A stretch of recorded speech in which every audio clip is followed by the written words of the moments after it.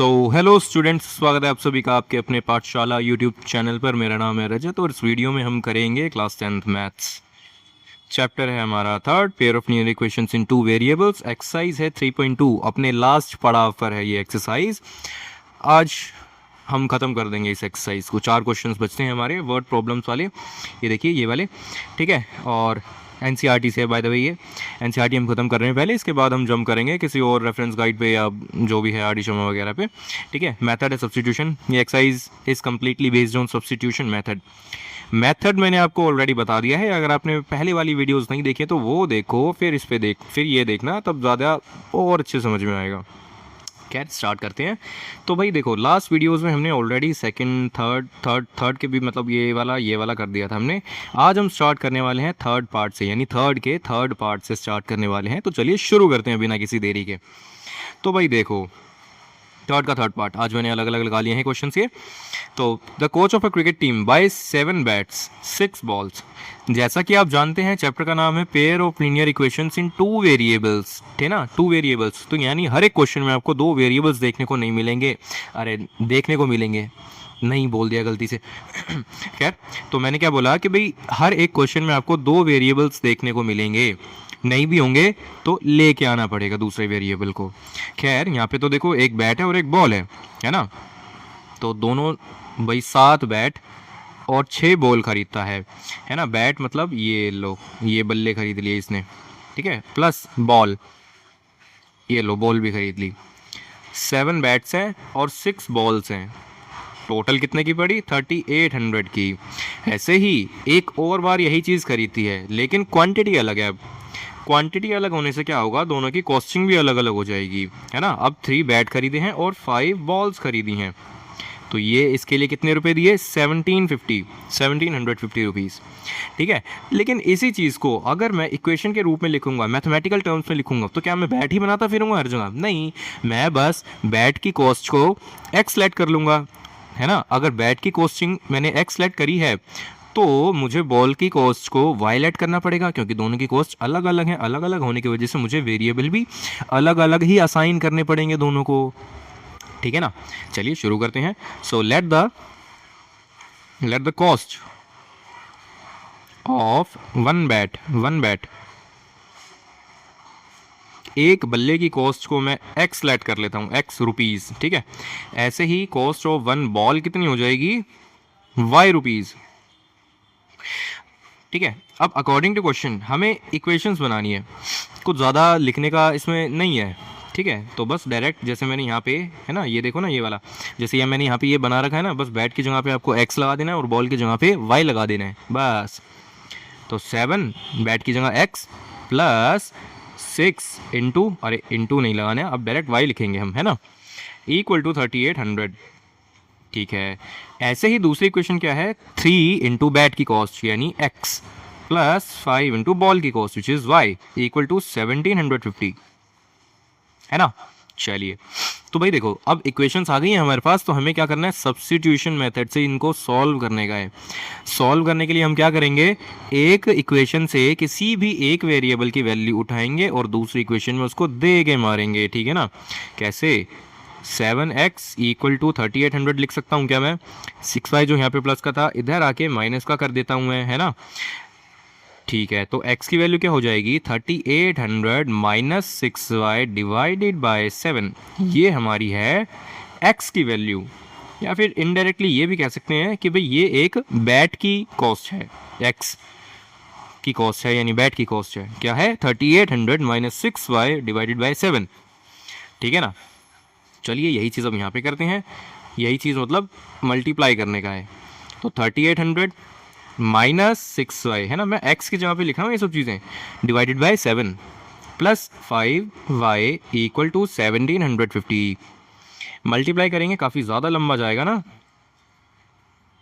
ठीक है। तो 3 से इसको भी मल्टीप्लाई करना है, 3 से ही इसको भी मल्टीप्लाई करना है। तो भाई मैं इसको तो पहले कर देता हूँ 18y, ठीक है। 3800 को क्या लिखूंगा मैं? 0 0 3 8 24 3 3 9 10 11 11400, ठीक है ना, divided by 7 plus 5y equal to 1750, ठीक है। अब इसी को ही सॉल्व करते जाना है। देखो एलसीएम लेना पड़ेगा मेरे को, है ना। तो मैं क्या करूँगा, डायरेक्ट 7 को 5 से मल्टीप्लाई करवा दूंगा, हो गया बस एलसीएम। इतना सा तो होता है ना, ये तो मैंने बहुत बार आपको बता रखा है। -18y plus 35y divided by 7, whole divided by 7 हो गया अब, ठीक है, इक्वल टू 1750। चलेगा ना, ठीक है। तो 11,400 माइनस 18y प्लस 35y कितना हो गया, 15 16 17 17y, है ना, वो भी प्लस वाला, इक्वल टू 1750 इंटू में 7 है, इंटू में 7 है, इसको डायरेक्ट मल्टीप्लाई कर लें, क्या कर लेते हैं, चलो, है ना। 0 7 5 35, 3 कैरी, 7 7 49, 49 और 3 कितना हो जाएगा 52, 5 कैरी, 7 7 7 5 7 और 5 12, हाँ 12 बोल के 5 लिख दिया, 12,250 रुपीज़, ठीक है। चलिए अब देखो 17y equal to 12250 minus 11400, minus करते हैं तो क्या मिलेगा, 50 इधर से 122 में से 114 जाएगा तो कितना बचेगा, 6788, है ना। y की वैल्यू क्या हो जाएगी, 850 डिवाइडेड बाय 17, 17 की टेबल में 85 आता है 5 पे, और ये हो जाएगा 50। तो यानी एक बॉल की जो कॉस्टिंग है वो मुझे मिल चुकी है, विच इज़ ₹50, 50 रुपये की एक बॉल है ना। भाई देखो हमारे टाइम पे तो बहुत सस्ती आती थी बॉल, 50 रुपये में तो बढ़िया वाली बॉल आ जाती थी, है ना। वो पहले आती थी विक्की की बॉल एक, अभी भी आती होगी, तो काफ़ी ज़्यादा बाउंस करती थी वो, शायद उधर उस टाइम पे 40-45 के आसपास आती थी। अब बताना ज़रा कितने की आती है कमेंट करके। एक फ्लैश की बॉल भी आती थी, बहुत ज़ोर से लगती थी, ऐसा पत्थर जैसी बॉल होती थी, एकदम एकदम पत्थर, लाल लाल पूरी बॉल, ऐसी ऐसी स्ट्राइप्स होती थी उस पर, पत्थर जैसी बॉल होती थी, लगते एकदम 6 खैर। तो भाई देखो y की वैल्यू तो निकल गई, अब हम x की भी निकाल लेंगे। x की क्या थी वैल्यू, x की क्या है वैल्यू, 3800 माइनस क्या था 6y divided by 7, minus 6y divided by 7, ये x की वैल्यू है, ठीक है ना। तो x की वैल्यू निकालने के लिए हमें y की वैल्यू पुट करनी पड़ेगी इसमें, 6 इंटू 50, है ना, क्योंकि एक बॉल की कॉस्टिंग 50 है तो इसीलिए 50 पुट कर दिया, डिवाइडेड बाय 7। सॉल्व करेंगे इसको तो ये हो जाएगा 3800 माइनस 650, 6 इंटू 50 करेंगे तो 300 आएगा, है ना, डिवाइडेड बाय 7। थोड़ा सा साइड में कर लेते हैं यहाँ पे, ठीक है ना, या फिर एक काम करते हैं इसको थोड़ा सा छोटा कर लेते हैं, ये लीजिए,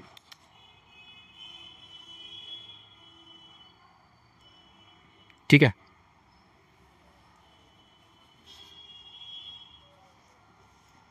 चलिए अब देखो 3800 माइनस 300, ये हो जाएगा 3500 डिवाइडेड बाय 7।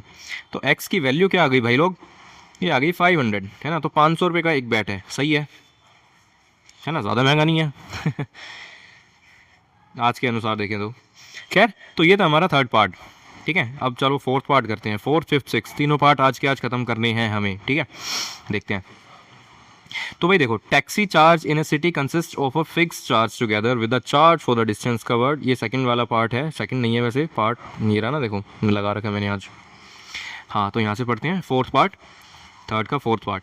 टैक्सी चार्ज है एक सिटी में, है ना, मतलब टैक्सी में बैठ रहे हो तुम, ठीक है, चार्ज तो देना पड़ेगा कुछ ना कुछ, तो वही चीज़ यहाँ पे भी लिखी हुई है। देखो फिक्स चार्ज है और डिस्टेंस कवर्ड के लिए चार्ज है। अब टैक्सी में तुम बैठ गए, उसका किराया तो तुम्हें देना ही पड़ेगा। अब देखो जैसे मान लो ये टैक्सी है तुम्हारी, 3 पहिए वाला ऑटो है मान लेते हैं, ये लो ये ऑटो बना दिया मैंने बड़ा ही बढ़िया सा, है ना। इधर एक गेट है, इधर एक है, इधर से बैठो चाहे इधर से उतर जाओ बिना कोई ट्रैवल किए डिस्टेंस, तब भी तुम्हें फिक्स चार्ज तो देना ही पड़ेगा, एक्स रुपीज़ तो देने ही देने हैं, है ना। इसमें फिक्स चार्ज देने रखा इसीलिए मैंने एक्स्ट्रा एक्स रुपये ले लिया, है ना। फिर एक होता है तुम्हारा पर किलोमीटर के हिसाब से, कि भाई अगर तुम 5 किलोमीटर ट्रैवल करोगे तो 1 किलोमीटर का 10 रुपये के हिसाब से 5 किलोमीटर का तुम्हें पैसा देना पड़ेगा, अलॉन्ग विद फिक्स चार्जेस, है ना। तुम टैक्सी में बैठने का पैसा तो दोगे ही दोगे, साथ साथ डिस्टेंस कवर्ड का भी पैसा दोगे। समझ में आया क्या, आई होप कि आपको समझ में आया होगा। चलिए आगे बढ़ते हैं। हाँ तो क्या क्वेश्चन है अपना, पहले तो लेट कर लेते हैं। लेट द फिक्स्ड चार्ज जो है, फिक्स चार्जेस एक्स रुपीज़ है, इसका डिस्टेंस कवर्ड से कोई लेना देना नहीं है ना, इसका डिस्टेंस कवर्ड से कोई लेना देना नहीं है। तुम चाहे टैक्सी में इधर से बैठो उधर से निकल जाओ, पैसा देना पड़ेगा, है ना, टैक्सी में बैठे क्यों, ठीक है। और जो हमारा डिस्टेंस कवर्ड यानी पर किलोमीटर का चार्ज है, पर किलोमीटर चार्ज है, उसको हम वाई मान लेते हैं, वाई रुपीज़, ठीक है ना। अब देखो, एक बंदा है जो 10 किलोमीटर चला है, उसने 105 रुपये दिए हैं। पहले इस इक्वेशन को बनाते हैं, ठीक है ना। चलिए, तो ATQ अकॉर्डिंग टू क्वेश्चन, भाई देखो एक्स रुपीज़ तो देना ही देना है, चाहे तुम टैक्सी में बैठ के उतर जाओ, प्लस में 10 किलोमीटर के हिसाब से वाई के लिए देना है, वाई रुपीज़ के हिसाब से 10 किलोमीटर का देना है चार्ज, है ना। क्या बोला मैंने, वाई रुपीज़ के हिसाब से 10 किलोमीटर का चार्ज कितना बनता है, तो ये 10Y हो जाएगा ना, तो 10Y इसीलिए मैंने यहाँ पे लिखा। और टोटल कितना बन गया इसका, 105 रुपया, ठीक है, 105 रुपये, ठीक है। और 15 किलोमीटर की जर्नी के लिए देने पड़ते हैं 155 रुपीज़, है ना, 155, तो यानी एक्स रुपीज़ तो देना ही है, प्लस 15 किलोमीटर के हिसाब से वाई रुपीज़ देने हैं, क्या बोले जा रहा हूँ मैं, वाई रुपीज़ के हिसाब से 15 किलोमीटर का पैसा देना है, ठीक है ना। तो ये हो गया हमारा 155 रुपीज़, ठीक है। यहाँ से x की वैल्यू निकाल लेंगे जो कि आएगी 105 माइनस 10y, है ना, 105 माइनस 10y, आसान है। और यहाँ पे पुट कर देंगे x की जगह पे, तो 105 minus 10y plus 15y equal to 155, है ना, माइनस 10y प्लस 15y, तो प्लस का 5y आएगा, है ना, और इक्वल टू ये हो जाएगा 155 माइनस 105 जो कि होता है 50 रुपया, है ना। और y की वैल्यू हो जाएगी 50 डिवाइडेड बाई 5, 10 रुपीज़, है ना। यानी जो पर किलोमीटर का चार्ज ले रहे हैं ये लोग, ये 10 रुपये पर किलोमीटर के हिसाब से ले रहे हैं। 1 किलोमीटर ट्रैवल करोगे x रुपये तो देना ही है, प्लस में 10 रुपये 1 किलोमीटर का हिसाब से देना है ना। तो x की वैल्यू, सॉरी y की वैल्यू आ गई है 10। अब हम x की वैल्यू निकाल लेंगे। x की वैल्यू निकालने के लिए हम क्या करेंगे, y की वैल्यू को x वाली इक्वेशन में पुट कर देंगे, तो 105 माइनस 10 इंटू 10, है ना, क्योंकि y की वैल्यू 10 थी तो इसीलिए 10 इंटू वाई था, तो 10 इंटू 10 हो गया, तो 105 माइनस 10 10 100, तो ये हो जाएगा 5 रुपीज़। तो x की वैल्यू कितनी है, 5 रुपीज़। यानी तुम टैक्सी में बैठो और बिना कोई ट्रैवल किए उतर जाओ तो 5 रुपये तो देने पड़ेंगे, ठीक है। तो ये क्वेश्चन था, ये आसान था, है ना। अब चलिए नेक्स्ट क्वेश्चन की तरफ बढ़ते हैं। हाँ, ये वाला कुछ है ना क्वेश्चन। अब देखो ज़रा, एक फ्रैक्शन है हमारे पास। अब फ्रैक्शन का मतलब क्या होता है, जिसमें एक न्यूमरेटर होता है, न्यूमरेटर यानी ऊपर वाली जो डिजिट होती है, ठीक है, और एक होता है डिनोमिनेटर। अब मैं बार बार इसको न्यूमरेटर डिनोमिनेटर नहीं लिखूंगा, मैं क्या करूँगा, इसको x और y लेट कर लेते हैं, है ना। तो let the numerator be x, तो डिनोमिनेटर क्या हो जाएगा, बी y, ठीक है। चलिए, अब वो क्या कह रहा है कि एक फ्रैक्शन है है ना, एक फ्रैक्शन है x बाई वाई, ठीक है ना, x बाई वाई, ये क्या बन जाती है, 9/11 बन जाती है। एक फ्रैक्शन बिकम्स 9/11, ठीक है ना, कब, जब दो ऐड किया जाता है, न्यूमरेटर में भी और डिनोमिनेटर में भी, ये रहा, ठीक है। तो भाई मैं दो को भी ऐड कर देता हूँ, +2 ऊपर और +2 ही नीचे, ठीक है। तो ये इक्वेशन तैयार हुई है हमारी। इसको पहले हल्का सा सॉल्व कर लेते हैं, फिर आगे बढ़ेंगे। तो भाई देखो, क्रॉस मल्टीप्लाई जाएगा, ये इधर ये इधर, तो भाई x + 2 की मल्टीप्लाई हो जाएगी 11 के साथ, और 9 इंटू वाई +2 चला जाएगा, ठीक है। ये हो जाएगा 11x + 22 इक्वल टू 9y + 18, ठीक है। तो बस ये करना था हमें।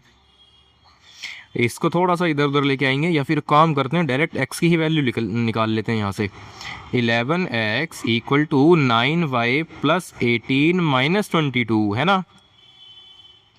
9y माइनस का 4 आएगा और नीचे हो जाएगा 11, ये x की वैल्यू हो जाएगी। अगर आपको नहीं समझ में आए ये स्टेप तो मेरे को बताना कमेंट करके, ठीक है ना। चलिए अब हम आगे बढ़ते हैं, सेकंड इक्वेशन की तरफ बढ़ते हैं। हमने थोड़ा सा टाइम बचा लिया, गंदी लग रही है। ओके चलो, सेकंड पार्ट में क्या कह रहा है, एक जो फ्रैक्शन वही फ्रैक्शन है, अगर मैं उसमें 3 ऐड करूं न्यूमरेटर में और डिनोमिनेटर में, तो ये बन जाएगी 5/6। ठीक है, 5/6। तो भाई x में अगर मैं 3 ऐड करूं और y में भी 3 ही ऐड कर रहा हूं, तो ये बन जाएगी 5/6। ठीक है, चलिए अब इधर उधर लेके चलते हैं, तो ये हो जाएगा भाई x+3 को हम 6 से मल्टीप्लाई करेंगे और y+3 को हमें मल्टीप्लाई करना पड़ेगा 5 से, है ना। ये हो जाएगा 6x+18 इक्वल टू 5y+15। काटा पीटी कर लेते हैं थोड़ी सी, है ना।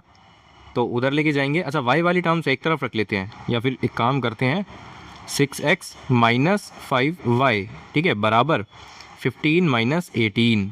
ये हो जाएगा -3, और इधर बचेगा तो कुछ नहीं, हमें x की वैल्यू पुट करनी पड़ेगी यहाँ पे, तभी तो सोल्व होगा, है ना। तो x की जगह पे लिख दूंगा मैं 9y - 4 डिवाइडेड बाई 11, है ना। काफ़ी लंबा चौड़ा में जाने वाला ये ऐसा लग रहा है, और ये 5y। ठीक है, आई होप कि आपको समझ में आ रहा होगा। कोई भी स्टेप अगर आपको ऐसा लगता है कि नहीं समझ में आ रहा तो बताना कमेंट करके, ठीक है। चलिए, तो है ना, अब बात यहाँ तक पहुँच गई है।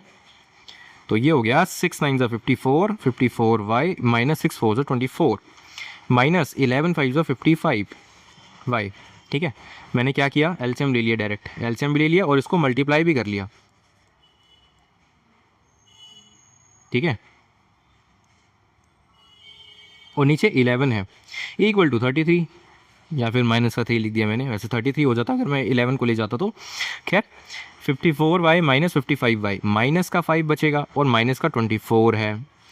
ठीक है, 24 ही है ना, हाँ, 6 4 24, -3 है तो माइनस का 33 हो जाएगा, क्योंकि 11 उधर मल्टीप्लाई में होगा, है ना। माइनस का y इक्वल टू -33 प्लस 24, है, प्लस का 24 हो गया। अब कितना बचेगा, 6 3 9, माइनस का 9, तो माइनस y की वैल्यू है -9। माइनस से माइनस कैंसिल आउट होगा तो y की वैल्यू हो जाएगी हमारे पास 9। ठीक है, आसान था, हो जाएगा। अब जब y की वैल्यू आ गई तो क्या हम x की नहीं निकाल सकते, x की भी निकाल देंगे, क्या हो गया।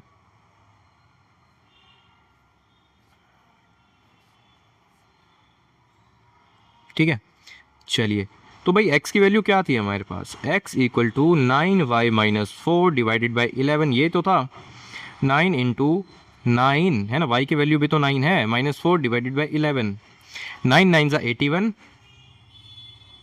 81 - 4 divided by 11, 81 - 4 is 77 divided by 11, cancel out करके 7 बचेगा, है ना। तो x की वैल्यू आ गई 7। तो भाई फ्रैक्शन क्या बनी मेरी, फ्रैक्शन क्या है, ओरिजिनल फ्रैक्शन,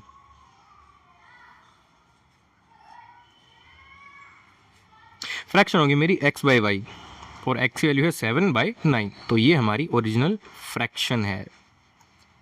ठीक है, आई होप कि आपको समझ में आया होगा। ठीक है, चलिए,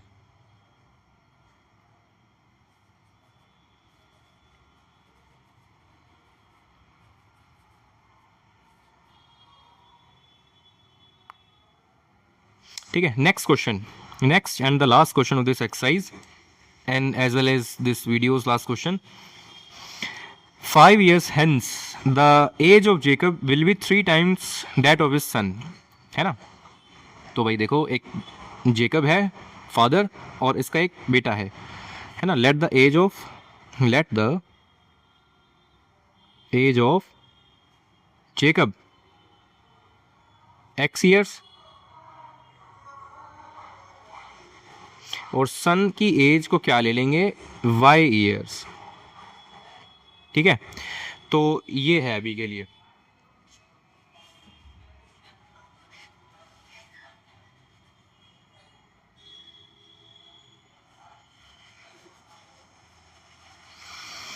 हाँ,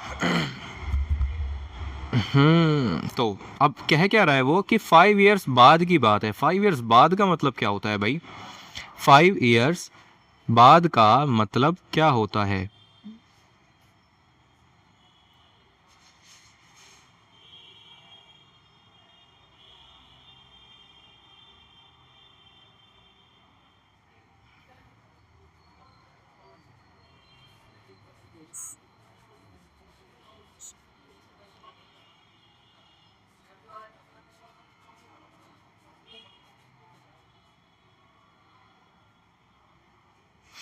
ठीक है, चलो तो क्वेश्चन कहाँ पे थे हम, 5 ईयर्स बाद। हाँ, तो 5 ईयर्स हेंस का मतलब क्या हुआ भाई, 5 ईयर्स हेंस, हेंस का मतलब हो गया बाद में, है ना, 5 ईयर्स हेंस। अच्छा ये जो है ना, ये प्रेजेंट एज मान लेते हैं, प्रेजेंट एज, यहाँ पे प्रेजेंट लिखना भूल गया मैं, प्रेजेंट एज, ठीक है, एक्स ईयर्स और वाई ईयर्स, अभी बाद की भी है तो इसीलिए एक्स और वाई को हमने प्रेजेंट एज लेट कर रखा है, ठीक है। तो भाई 5 ईयर्स बाद की एज क्या हो जाएगी, जेकब की हो जाएगी x+5, और बेटा भी तो 5 ईयर्स से बड़ा हो जाएगा, है ना, तो y+5 भी होगा। ऐसा नहीं कि भाई एक की ही एज में तुम 5 ऐड कर दो तो आंसर आ जाएगा, नहीं, गलत हो जाएगा बल्कि। चलिए अब कह क्या रहा है वो, the age of Jacob will be 3 times that of his son, है ना, the age of Jacob according to question क्या इक्वेशन बन रही है, अब बताना ज़रा मेरे को। मैंने इक्वल कर दिया, है ना, हालांकि बाप और बेटे की एज कभी इक्वल तो नहीं हो सकती ना, लेकिन कंडीशन दे रखी है उधर, है ना, कंडीशन दे रखी है उसमें, ठीक है। अब ये बताओ दोनों में से छोटा कौन सा है, ये सन है और ये जेकब है, पता ही है आपको, ठीक है। और अगर मैं जो सन की एज है उसमें कुछ ऐड या मल्टीप्लाई करता हूँ तभी जाके फादर की एज आ सकती है ना, तभी तो जो बेटे की एज है वो फादर के इक्वल हो सकती है ना। तो इसमें ऐड करने के लिए या मल्टीप्लाई करने के लिए बोल रहा होगा पक्का, और कितना दे रखा है, 3 times, है ना, 3 times दैट ऑफ सन, तो मैंने सन की एज को 3 times कर दिया, ठीक है। तो ये चीज़ है इसमें, तो इक्वेशन क्या बनेगी मेरी, x+5 equal to 3y+15, Y को उधर लेके आते हैं तो ये हो जाएगा, चलो एक काम करते हैं, x की ही वैल्यू निकालते हैं खाली, x की वैल्यू हो जाएगी 3y+15 -5, ठीक है, 3y माइनस, सॉरी प्लस का ही 10 बचेगा, और ये है हमारी x की वैल्यू, ये हमारी x की वैल्यू आ गई है, ठीक है, इजी था। चलिए सेकंड इक्वेशन क्या बोल रखा है, 5 years ago Jacob's age was 7 times that of his son, 5 साल पहले की बात है, 5 साल पहले की बात का मतलब क्या हुआ, x-5 करूँगा, है ना, इधर भी y-5 कर रखा होगा। अब अगेन मैंने दोनों की, है ना, फादर एंड सन की एजेस को बराबर कर तो दिया, लेकिन कंडीशन क्या है, कंडीशन क्या है, देखो ना कंडीशन क्या है, वो 7 times that of his son, 7 times, यानी बेटे की उम्र के 7 times ही जेकब की एज। आई होप कि ये चीज़ आपको समझ में आई, ठीक है। इसको भी सॉल्व करेंगे तो ये बनेगा x-5 बराबर 7y-35, है ना, 7 5 तो 35, ठीक है। अब x की जो वैल्यू है 3y+10, इसको लिख लेते हैं, x की जगह पे मैं लिखूंगा 3y+10, -5 था लिख दिया, इक्वल टू 7y-35, ठीक है। और y वाले जो टर्म्स हैं वो एक तरफ ले लेते हैं, तो 3y-7y इक्वल टू -35, और ये जो नॉर्मल डिजिट्स हैं, कांस्टेंट टर्म्स हैं, उसको राइट हैंड साइड पे शिफ्ट कर देते हैं, तो ये प्लस का 5 और ये माइनस का 10 हो जाएगा, ठीक है। 30 40 आ जाएगा माइनस का, और यहाँ से बचेगा 4y, माइनस से माइनस कैंसिल आउट होगा, और y की वैल्यू आ जाएगी 40 डिवाइडेड बाई 4 विच इज़ 10। अरे वाह, जेकब का जो बेटा है उसकी एज है 10 ईयर्स, क्या हम जेकब की एज नहीं निकाल सकते, है ना, x की वैल्यू नहीं निकाल सकते, 3y+10 थी x की वैल्यू, तो भाई 3y की जगह पे मैं 10 पुट कर दूंगा, और +10 और है तो वो भी लिख दिया, तो ये हो गया मेरा 3 10 30 +10 40, x की वैल्यू है 40, तो जेकब की एज कितनी है 40, ठीक है। तो मैं लास्ट में क्या लिख सकता हूं, Jacob's present age is 40 years, है ना, his son's present age is 10 years।